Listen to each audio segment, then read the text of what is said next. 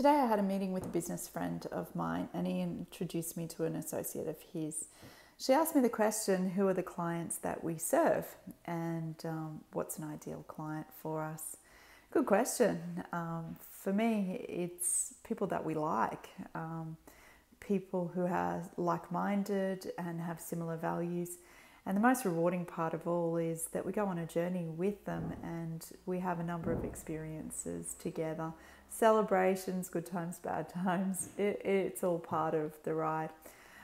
Most of all, I'm proud the clients that we work with, they're just great people and their lives are full on. They're hard workers, they're passionate about their families, they're committed to their careers, even if they're at different stages of, navigating their career path and working out, where their best fit is.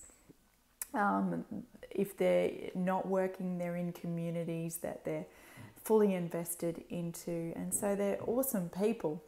And the thing is that they're juggling a lot. And most of the time, the life balance is not really there, which we kind of explain it like a seesaw that, your life's either up, it's down, and if you're kind of in the middle, two people in the middle on a seesaw, not a lot happens and it's kind of a bit boring. So we're people who are just trying to keep all the balls in the air, trying to count those big wins, but more often than not having to find the small blessings along the way. One story that I read was about Gail Kelly, and the interviewer was asking her, how do you do it, Gail? You've got children, you've got a husband, and you're CEO of one of the largest companies in Australia. And then the interviewer then apologised and said, well, I'm really sorry for asking that question because I just realised if I was asking a male CEO about how do they make it all happen, I probably wouldn't even be asking that question in the first place.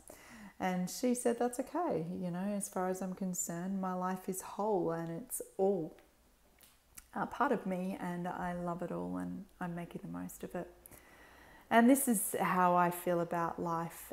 Some years ago, I learned that trying to compartmentalize my life is pretty difficult, particularly when you start to have a family and you need to share these responsibilities and you need to make quality time for people to have quality relationships.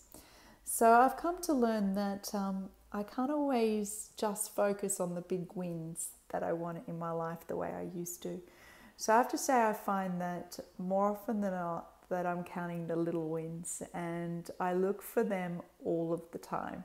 So just to give you an example, my son had his book week today and he's in year 3 and this is the last year that we get to go and watch them dress up. So I got to do that before I came to work, and then this afternoon I had to pick him up from school and it was great to be able to find a car park right at the entry and then to be able to come back and work from home and have him do homework next to me while I smash out some more strategies for clients.